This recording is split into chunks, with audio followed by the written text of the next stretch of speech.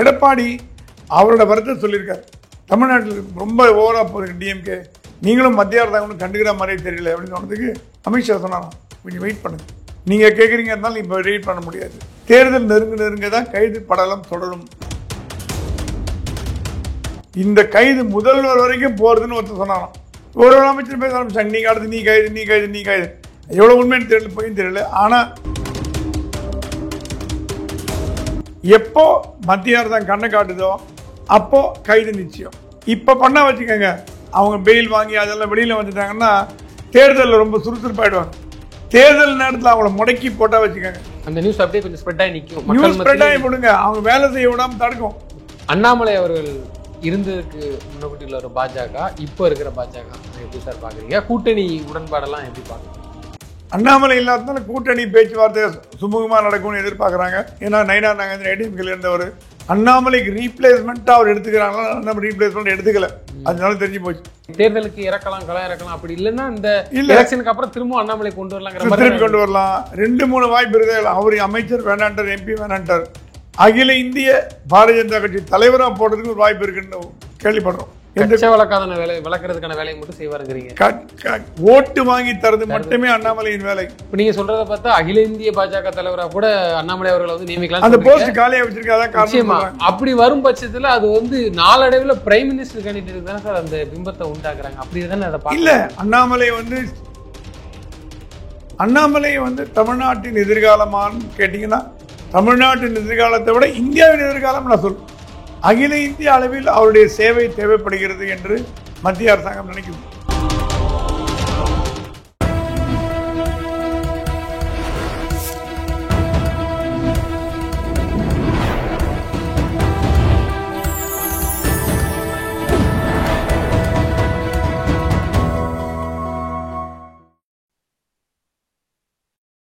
Channel 5 Tamil நேயர்களுக்கு வணக்கம். இன்றைய நேர்காணலில் நம்மோடு பேச இருப்பது மூத்த பத்திரிகையாளர் பிரகாசம் சாமி அவர்கள். சார் வணக்கம். சார் வணக்கம். சார், பாஜகவுடனான அடுத்த கூட்டணி என்ன பிளானு, என்ன பண்ண போறாங்க? அதே நேரத்தில் அதிமுக முன்னாள் அமைச்சர்களே சொல்றாங்க, பாஜக சேர்ந்தவர்களும் சொல்றாங்க, திமுகவுடைய மூத்த அமைச்சர்கள்லாம் சிறை செல்வாங்க, கூடிய விரைவில் நடக்கும். அண்ணாமலைக்கு முன்பு பாஜக எப்படி, இப்போதைய பாஜக எப்படி, இந்த நகர்வை எப்படி சார் பாக்குறீங்க? கூட்டணி அமைக்கும் போது அதிமுக தலைவர்கள் வந்து மத்திய அரசாங்கம், மத்திய பாஜக சொன்னது என்னன்னா, நீங்கள் வெறுமை மட்டும் ரைட் பண்ணுறீங்க, ஒன்றும் நடக்க மாட்டேங்குது, கைதியெல்லாம் ஒன்றும் காணோம், கெஜ்ரிவால் தூக்கி உள்ளே போட்டிங்க, அங்கே வந்து கவர்மெண்ட்டே தூக்கி உள்ளே போட்டிங்க, மணிஷ் சிசோடியா போட்டிங்க, ஒன்றுமே காணாமே, எந்த கைது நடவடிக்கையும் இல்லையே, அவங்க ஜாலியாக சுற்றிட்டு இருக்காங்களே, அப்போ நாங்கள் எங்கள் மூஞ்சி எங்கே வச்சுக்கிறது? எதிர்கட்சியெல்லாம் கேலி பண்ணுது எங்களை, ரெய்டு விட்றீங்க, அதோட ரிசல்ட் என்னன்னு தெரிய மாட்டேங்குது, இன்கம் டேக்ஸ் ரைடு வருது, இடி ரைடு வருது. அமித்ஷா சொன்னாராம், கொஞ்சம் வெயிட் பண்ணுங்கள், எங்களுக்கு தெரியும், நீங்கள் கேட்குறீங்க இருந்தாலும் இப்போ வெயிட் பண்ண முடியாது, இப்போ அரெஸ்ட் பண்ண முடியாது, தேர்தல் நெருங்க தான் கைது படலம் தொடரும். தேர்தல் நெருங்க அது என்ன காரணம், ஏன் அப்படி சொன்னார்னா, இப்போ நீங்கள் கைது பண்ணிங்கன்னா 8-9 மாதத்தில் மறந்து போயிடுவாங்க ஜனங்க. தேர்தலுக்கு ஒரு 2 மாதம் முன்னாடி கைது பண்ணிங்கன்னா ஃப்ரெஷ்ஷாக இருக்கும் மைண்டில். பார்த்தீங்கன்னா ஊழல் அப்படின்னு அந்த மாதிரி இந்த கைது முதல்வர் வரைக்கும் போறதுன்னு ஒருத்தர் சொன்னாராம், பழனிசாமி, ஒரு முக்கியமான தலைவர். அதனால இது என்னன்னா, கூட்டணி என்பது அமைக்கணும் அப்படிங்கிற ஒரு நோக்கத்தில் இதெல்லாம் பண்ணியிருக்காங்க. எடப்பாடி அவரோட வருத்தத்தை சொல்லியிருக்காரு. தமிழ்நாட்டில் ரொம்ப ஓவரா போகுது டிஎம்கே, ஒன்றுமே பண்ண முடியல, தடுக்க முடியல, ஸ்டாப் பண்ண முடியல, அவங்களோட ஃபோர்ஸ் வந்து ஜாஸ்தி ஆகிட்டு வருது நாளுக்கு நாள், நீங்களும் மத்திய அரசாங்கம் கண்டுக்கிற மாதிரியே தெரியல அப்படின்னு சொன்னதுக்கு, இல்லை நாங்கள் வந்து ஜூனுக்கு அப்புறம் ஆரம்பிப்போம், வெயிட் பண்ணுங்கள், ஒரு 6 மாதம் முன்னாடிலேருந்து பண்ண போகிறோம் அப்படின்னு சொல்லியிருக்காங்க. அந்த நடவடிக்கை, அந்த ஸ்டேட்மெண்ட் தான் அப்படியே கசிந்து லீக் ஆகி கீழ்மட்டம் வரைக்கும் வந்து ஒரு அமைச்சர் பேச ஆரம்பிச்சாங்க, நீங்கள் அடுத்து நீ கைது. எவ்வளோ உண்மைன்னு தெரியல, போயும் தெரியல. ஆனால் கைது நடவடிக்கை நிச்சயமான ஜூனுக்கு அப்புறம் நிச்சயம் கண்டிப்பாக சொல்லலாம். இல்லை, இப்படிதான் இதுக்கு முன்னக்கூட்டி செந்தில் பாலாஜி முதல்ல கைதாகும் போது இதே தான் சொன்னாங்க. அவர் கைதாகிறதுக்கு முன்னக்கூட்டி ஒரு வாரத்துக்கு முன்னாடி பரவாயில்ல சொன்னாங்க, நிச்சயமா அந்த அமைச்சர் உள்ள போறது உறுதி. அதே மாதிரி உள்ளேயும் போனாங்க, கைது பண்ணாங்க, 1 வருஷம் இருந்தாங்க. அதனாலதான் இது அப்படி அந்த கோணத்துல பாக்குறாங்க சொல்றாங்கன்னா, அப்ப உண்மையான தகவல் இருக்குமோ அப்படிங்கிற மாதிரி. கண்டிப்பா. இப்ப என்னன்னா, செந்தில் பாலாஜி கேஸ்ல வந்து மத்திய அரசு தூங்கிடுச்சு, சுப்ரீம் கோர்ட் முடிச்சு. சுப்ரீம் கோர்ட் கையில ஒரு குச்சி எடுத்துக்கின்னு, நீங்க மந்திரியா இருக்கணுமா, உங்களுக்கு பெயில் வேணுமா, என்ன ஒன்றுன்னு கேட்டது. இல்லை பெயில் தான் வேணும். சரி, மந்திரி பதவி ராஜினாமா பண்ணு, அவர் குச்சி வச்சு மிரட்டி ராஜினாமா பண்ண வச்சாங்களா, அவராக பண்ணல. இவர் பொன்முடி அப்படி இல்லை, அவர் வேறு கேஸில் மாட்டினது, அவர் மேலே கேஸ் இருக்குது. இப்போ என்னன்னா மத்திய அரசாங்கம் வந்து கோர்ட்டை கண்ட்ரோல் பண்ணுறதா இருந்தால் கோர்ட்டை கண்ட்ரோல் பண்ணல. கோர்ட்டுக்கு இந்தியாவில் இருக்க உயர்நீதிமன்றம் உச்சநீதிமன்றம் தனி அமைப்பு. ஆனால் அவங்களோட அட்வொகேட் ஜெனரல் அட்டார்னி ஜெனரலை வச்சு ஸ்பீடப் பண்ணுவாங்க. சீக்கிரம் முடிங்க, 3 மாதத்தில் முடிங்க, 2 மாதத்தில் முடிங்கன்னு சொல்லிட்டாங்கன்னா கடன்னு ஆரம்பிச்சிடும். அப்படி தான் வந்து சசிகலா வந்து ஜெயிலுக்கு போகிறதுக்கு அவங்க சிஎம்மாக பதவி ஏற்கிறதுக்கு முந்தின நாள் வரைக்கும் அவங்க என்ன போகிறதுன்னு தெரியல. சிஎம் பதவி ஏற்கிறதுக்கு கரெக்டாக அது நேரம் வரும்போது உள்ளே போட்டாங்க. அது அப்போ கூட சில பேர் கேட்டாங்க, என்னங்க அப்போ நீதிமன்றங்கள் வந்து மத்திய அரசாங்க கண்ட்ரோலில் இருக்கா, சசிகலா வந்து சிஎம் பதவி ஏற்கிற போது தூக்கி போட்டாங்களே உள்ள 4 வருஷம் ஜெயில் கொடுத்தாங்களே அப்படின்னு. அது மத்திய அரசாங்கம் கண்ட்ரோல் பண்ணாட்டி கூட அதனுடைய அதிகாரிகளை வைத்துக்கொண்டு வேகப்படுத்த முடியும். அதனால் அதே மாதிரி தான் எப்போ மத்திய அரசாங்கம் கண்ணை காட்டுதோ அப்போ கைது நிச்சயம். அது எப்போங்கிறது அவங்க சொல்லிட்டார் அமித்ஷா. இப்போ பண்ணால் ஜனங்க மறந்து போயிடுவாங்க. ஒரு 6 மாதம் முன்னாடி, 3 மாதம் முன்னாடி, 4 மாதம் முன்னாடி பண்ணலாம், அது கண்டினியூட்டி ஆகும், தொடர்ந்து நம்ம 4-5 பேரை பண்ணலாம் அப்படின்ற மாதிரி.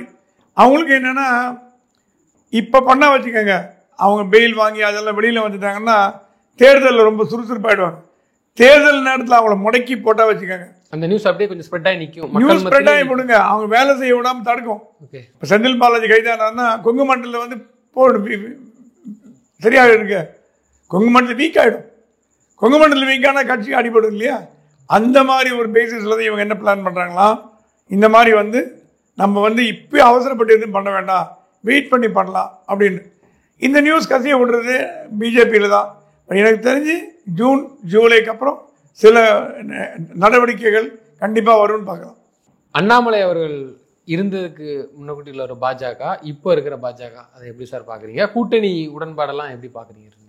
அண்ணாமலை இல்லாதனால கூட்டணி பேச்சுவார்த்தை சுமூகமாக நடக்கும்னு எதிர்பார்க்குறாங்க. ஏன்னா நயினா நாகேந்திரன் ஏடிஎம்கேல இருந்தவர், மாச்சா மாப்பிள்ளை எல்லாரும் பேசுவாங்க, ஸோ ஒரே ஃப்ரெண்ட்லியாக இருப்பாங்க. அண்ணாமலை இருக்கும்போது அவ்வளோ ஃப்ரெண்ட்லியாக இல்லை, இப்போ ஃப்ரெண்ட்லியாக இருக்காங்க.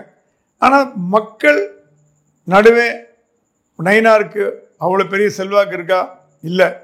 தொண்டர்கள் நடுவே செல்வாக்கு இருக்கா? அதுவும் இல்லை. தொண்டர்கள் விரும்புகிறாங்களா, ரொம்ப லைக் பண்ணுறாங்களா? ஓரளவுக்கு லைக் பண்ணுறாங்க, இல்லைன்னு சொல்ல முடியாது. அதே நேரத்தில் நீங்கள் வந்து கம்ப்ளீட்டாக வந்து அண்ணாமலைக்கு ரீப்ளேஸ்மெண்ட்டாக அவர் எடுத்துக்கிறாங்களா? நம்ம ரீப்ளேஸ்மெண்ட் எடுத்துக்கல, அதனால தெரிஞ்சு போச்சு. அண்ணாமலைக்கு ஒரு 10,000 பேர் வந்தாலும் இவர் 1000 பேர் தான் வராங்க. இவர் போடுற கூட்டங்கள்லாம் பார்த்து கும்பல் குறைஞ்சிட்டே வருது. அது வந்து டெல்லிக்கே அந்த நியூஸ் போயிடும். டெல்லி ரொம்ப வருத்தப்படுதான், என்னடா அது அண்ணாமலைக்கு வந்து கூட்டத்தில் வரமாட்டேங்குதுன்னு. ஏன்னா தொண்டர்களை போய் நீங்கள் கைப்பிடிச்சி இழுத்து வர முடியாதுங்க, அவனாக வரணும், தானாக வரணும். அண்ணாமலை எதுக்குமே பொறுப்பு கொடுக்காம இப்போதைக்கு இதுதானே வச்சிருக்காங்க, அதான் பார்க்கப்படுதா ஒரு தேர்தலுக்கு இறக்கலாம், களம் இறக்கலாம். அப்படி இல்லைன்னா இந்த எலெக்ஷனுக்கு அப்புறம் திரும்ப அண்ணாமலை கொண்டு வரலாம், திரும்பி கொண்டு வரலாம். 2-3 வாய்ப்பு இருக்குது. அவர் அமைச்சர் வேணான்ட்டார், எம்பி வேணான்ட்டார், 2 வேணான்ட்டார். அதனால அவர் வந்து அகில இந்திய பாரதிய ஜனதா கட்சி தலைவராக போடுறதுக்கு ஒரு வாய்ப்பு இருக்குன்னு கேள்விப்படுறோம். ஆல் இந்தியா பிஜேபி தலைவராக. ஏன்னா ஒரு சவுத்லேருந்து ஒருத்தர் வந்து நல்ல ஒரு கட்டுக்கோப்பான ஒருத்தர் வந்தாருன்னா பெட்டராக இருக்குன்னு ஃபீல் பண்ணுதான். அது இல்லாமல் அவரால் நிறைய தமிழ்நாட்டை கட்சி வளர்த்தா மாதிரி மற்ற மாநிலங்களையும் வளர்க்குறதுக்கு அவருக்கு உதவியாக இருக்கும் அப்படின்ற மாதிரி அது ஒரு ஐடியா இருக்குது. அப்படி அது இல்லைன்னா தென்னிந்தியாவின் பிஜேபியின் கோஆர்டினேட்டர் மாதிரி ஒரு இன்சார்ஜ் மாதிரி போட்டு தமிழ்நாடு எலெக்ஷனையும் அதில் சேர்த்து பார்த்துக்கிறதுக்கு கேம்பெயினுக்கு மட்டும் போய்ட்டு அவர் இந்த கூட்டணிலாம் வரமாட்டார். அது நீங்கள் பார்த்துக்கவர் சீட்டு பேரம் பேசுறது வளர்க்கறதுக்கான வேலையை மட்டும் செய்வாருங்கிறீங்க. ஓட்டு வாங்கி தரது மட்டுமே அண்ணாமலையின் வேலை. இப்ப நீங்க சொல்றத பார்த்தா அகில இந்திய பாஜக தலைவராக கூட அண்ணாமலை அவர்களை வந்து நியமிக்கலாம், அந்த போஸ்ட் காலியா வச்சிருக்காங்க. அப்படி வரும் பட்சத்துல அது வந்து நாளடைவில் பிரைம் மினிஸ்டர் கேண்டிடேட் தானே சார் அந்த பிம்பத்தை உண்டாக்குறாங்க. அப்படி தானே அதை பார்க்கல. இல்ல, அண்ணாமலை வந்து chief minister material. Chief minister material தான் பிரைம் மினிஸ்டர் மெட்டீரியல் ஆட்டோமேட்டிக் ஆக முடியும். உடனே ஆகும்னு சொல்ல முடியாது. இப்போ 40 இன்னொரு 20 வருஷம் அந்த 20 வருஷம் வேலை தானே இது எல்லாமே. அந்த வேலை தான் சொல்லுவாங்க. அண்ணாமலை வந்து தமிழ்நாட்டின் எதிர்காலமான்னு கேட்டீங்கன்னா தமிழ்நாட்டின் எதிர்காலத்தை விட இந்தியாவின் எதிர்காலம் நான் சொல்லுவேன். அண்ணாமலை வந்து அகில இந்திய அளவில் அவருடைய சேவை தேவைப்படுகிறது என்று மத்திய அரசாங்கம் நினைக்குது. ஏன்னா அவர் வந்து is a man of action man அவர். ஆகவே அண்ணாமலையோட சேவை தமிழ்நாட்டுக்கு மட்டும் இல்லாமல் அகில இந்திய அளவில் மற்ற மாநிலங்களிலும் பாஜக வளர்ப்பதற்கு உண்டான ஒரு வழிமுறையை வகுத்து கொடுப்பார் அப்படிங்கிற எண்ணிக்கையில் தான் அண்ணாமலை வந்து இன்னும் எந்த போஸ்ட்டு கொடுக்காம வச்சுருக்காங்க நம்ம கேள்விப்படுறோம். நிச்சயமா சார். அதே இதில் வந்து இப்போ இன்னொன்று ஒரு விஷயம் என்ன பரவலாக பேசப்படுதுன்னா, கூட்டணிக்கு வந்து இன்னும் பல கட்சிகள் வரும்னு சொல்கிறாங்க. அதில் திரு சீமானவர்களே வர்றதுக்கு வாய்ப்பு இருக்குது அப்படிலாம் எனக்கு சொல்கிறாங்க. இந்த பாஜக அதிமுக கூட்டணியில் அது எந்த கட்சி தான் சார் வரப்போகுது? உண்மையிலே அது வருமா? ஏன்னா திமுக கூட்டணி இப்போ வலுவாக இருக்குது, இப்போ வரைக்கும் இருக்குது. திரு திருமாவளவன் அவர்கள் அவ்வப்போது சொல்கிறாங்க, பிரைம் மினிஸ்டரே என்ன பாஜக சார்பாகவே என்ன கூப்பிட்டாங்க, பல விஷயங்கள் சொன்னாங்க. சமீபத்தில் அவர் பேட்டி கொடுத்துருந்தாரு, ஒரு மீட்டிங்கில் பேசினார். என்னன்னா உங்க மக்களுக்கு தேவையானது நீங்க இதன் மூலியமா செஞ்சுக்கலாம், நீங்களாம் வாங்க அப்படின்னு அழைப்படுது, நான் எல்லா கதவையும் மூடிட்டேன் அப்படிலாம் பேசுறாங்களே. சரி, திருமா பேசுறதுல வந்து எவ்வளவுதான் உண்மை இருக்குன்னு சொல்ல முடியாது.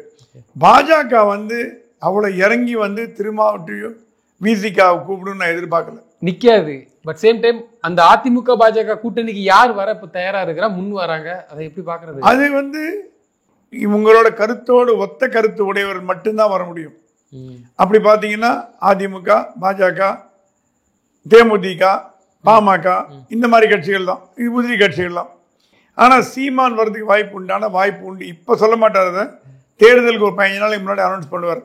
அதனால தான் வந்து பாஜக வந்து அதிகமான சீட்டு வாங்கி வைக்கணும்னு பார்க்குறேன், பஃபர் சீட்டு வைக்கணும்னு. ஏன்னா சீமான் வந்து இன்னும் ஒரு 10 தேர்தலில் தனியாக போடுற அளவுக்கு அவர் உடம்புல தைரியம் இருக்குது, மனசில் தைரியம் இருக்குது, உடம்புல பலம் இருக்குது. ஆனால் தொண்டர்கள் சோர்ந்து போயிட்டாங்க. தொண்டர்லாம் சொல்கிறாங்க, சார் அடுத்த கட்சிக்காரெல்லாம் எம்எல்ஏ எம்பி ஆகிட்டா, நாங்கள் மட்டும் நீங்கள் அப்படியே உட்காந்துட்டு இருக்குமே, நீங்கள் சொல்கிறீங்க இன்னும் 20 வருஷம் கழிச்சு சீஃப் மினிஸ்டர் ஆவீங்கன்னு, அது ஒரு நீங்கள் வெயிட் பண்ணலாம், நாங்கள் வெயிட் பண்ண மாட்டோம்னு சொல்கிறாங்க. கட்சி கலகலத்து போயிடும். கட்சியை காப்பாற்றணுமா அல்லது பாஜகவுடன் கூட்டணி வைக்கமா என்பதுதான் இப்போ சீமான் முன்னாடி இருக்க ஒரே கேள்வி. கட்சியை காப்பாற்றணும்னா பாஜக கூட்டணி வைக்கணும், இல்லைன்னா கட்சி கலைஞ்சு போயிடும், கட்சியே இருக்காது. அப்புறம் என்ன பிரயோஜனம்? நீங்கள் உங்கள் தனி கொள்கை, தனித்து நிற்போம், தமிழ் தேசியம் யார் காப்பாற்றுறது? எல்லாம் ஓடிவிடும். இப்போ அதுக்காண்டி தான் அவ்வப்போது வந்து மத்திய அங்கே டெல்லியிலேருந்து யாரும் வந்தாங்கன்னா போய் பார்க்கறது, நிர்மலா சீதாராமன் சந்திக்கிறது. ஏன்னா சீமானுக்கு என்ன சொல்லப்பட்டதா, ஐயா நீங்கள் வெளியில் பேசுறது போதும், சட்டசபையில் வந்து பேசுங்க. சட்டசபையில் பேசினா அது இன்னும் வேல்யூவே ஜாஸ்தி. இப்போ நீங்கள் தனியார் சட்டசபையில் ஜெயிக்கணும், ஒரு 4 தேர்தலில் பார்க்கணும். இப்போ நாங்கள் உங்களை ஜெயிக்க வைக்கிறோம் கூட்டணியில், நீங்கள் உள்ளே வந்து பேசுங்க, எம்எல்ஏ வாங்க, ஒரு 10 பேர் எம்எல்ஏ ஆக்கி விடுங்க, ஆளுங்களை வள கட்சியை வளர்த்துருங்க. எப்பயுமே ஒரு அரசியல் கட்சி வளரணுன்னா அதுக்கு ஒரு எம்எல்ஏ, எம்பி, கவுன்சிலர் இருந்தால் தான் வளர முடியும். அது பொதுவான ஒரு கருத்து, அது வந்து மறுக்க முடியாது. ஒரு கட்சியுமே ஒரு சீட்டுமே இல்லாமல் இருந்த கட்சிகள்லாம் கொஞ்சம் கொஞ்சமாக வருதுன்னு பார்த்துருக்கோம். தேமுதிக இப்போ எந்த சீட்டுமே கிடையாது, எம்எல்ஏ, எம்பி எதுவுமே கவுன்சிலர் எந்த சீட்டும் கிடையாது. ஆகவே இது என்னன்னா, இந்த மாதிரி விசிகா வந்து பாஜக பக்கம் வருமானம் வருவது ரொம்ப ரொம்ப ரொம்ப ரொம்ப சந்தேகம். இல்ல வராது, அது எல்லாருக்குமே தெரிஞ்ச விஷயம். என்ன பண்றாரு விசிகா, திரும்ப என்ன பண்றாரு, இந்த மாதிரிலாம் பேசி ஸ்டாலின் அதிக சீட்டு வாங்க பாக்குறாரு. அதிமுக கூட்டணி கூப்பிட்டாங்கன்னா போலங்க, பாஜக கூப்பிட்டாங்க போலங்க, விஜய் கூப்பிட்டாரு போலங்க, நீங்க 40 சீட்டு கொடுங்க அப்படின்னு பிட்டு போட பாக்குறாரு. அதான் விஷயம், வேற ஒன்றும் இல்லை. அது சின்ன குழந்தை கூட தெரியும். ஏன்னா விசிகாக்கு நிறைய இப்போ வட்டிக்கால் அந்த நிர்பந்தங்கள் அதிகமாகிடுச்சு. நிறைய பேர் எம்எல்ஏ சீட்டு கேட்குறான், இருக்கிற ஆளுக்கு கொடுக்கணும், புது ஆளுக்கு கொடுக்கணும், வர ஆளுங்களுக்கு கொடுக்கணும். எல்லாரும் பிடிச்சி அரிச்சு எடுக்கிறாங்க எம்எல்ஏ சீட் ஒன்று. அவரால் முடியல, எவ்வளோதான் கேட்க முடியும். ஸ்டாலின் அளவு தான் கொடுப்பார், 4, 5 அதுக்கு மேலே தரமாட்டார். இவர் இந்த வாட்டி 25 எதிர்பார்க்குறார், அவ்வளோ வருமா என்னன்னு தெரியல. அதே நேரத்தில் மருத்துவர் ஐயா பெரியவருக்கு வந்து திமுகவுடனான கூட்டணி விரும்புகிறாரு, அதனாலதான் அவங்க அப்பாவுக்கும் பிள்ளைக்குமான ஒரு சண்டை போய்கிட்டு இருக்கு, சின்னவர் வந்து அதை விரும்பலை அப்படின்னு ஒரு தகவல் வருதையா, அது இந்த அளவு சார்? சின்னவருக்கு வந்து மத்திய மந்திரி சபையில் சேரணும்னு ஆசை. மோடி சொன்னாரா நீங்கள் எப்படியாவது எம்பி ஆகிடுங்க, இல்லை உங்களை எம்பி ஆக்குறோம், நீ கூட்டணியில் வாங்க, என்டிஏல வாங்க, அடுத்த தேர்தல் அடுத்த மந்திரி சபை மாற்றும் பொழுது உங்களுக்கு ஜிகே வாசனில் மந்திரி மாதிரி கொடுக்குறேன். ஏன்னா ஜிகே வாசன் ரொம்ப நாள் டியூ, அது முதல்ல கொடுக்கல, இவருக்கு கொடுத்துடலாம் அப்படின்னு ஒரு ஐடியாவில் இருக்காராம்.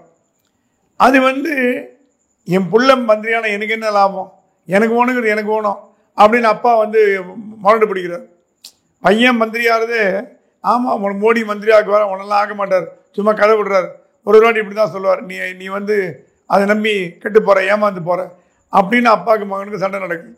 ஆனால் அன்புமணி ராமதாஸை பொறுத்த வரைக்கும் அவர் சொல்கிறாரா, நம்ம ஒரு தேர்தலையும் கூட்டணி மாறினா நம்ம கெட்ட பேராது. ஏன்னா அவர் படித்தவர், எஜுகேட்டட் டாக்டர், அவரால் திங்க் பண்ண முடியும். இவரும் டாக்டர் தான் இல்லைங்களே, அப்பாவும் டாக்டர் தான். இவர் கொஞ்சம் யூத், நிறைய விஷயம் தெரிஞ்சவர். சொல்கிறாங்க நம்ம கட்சி கெட்ட பேராது.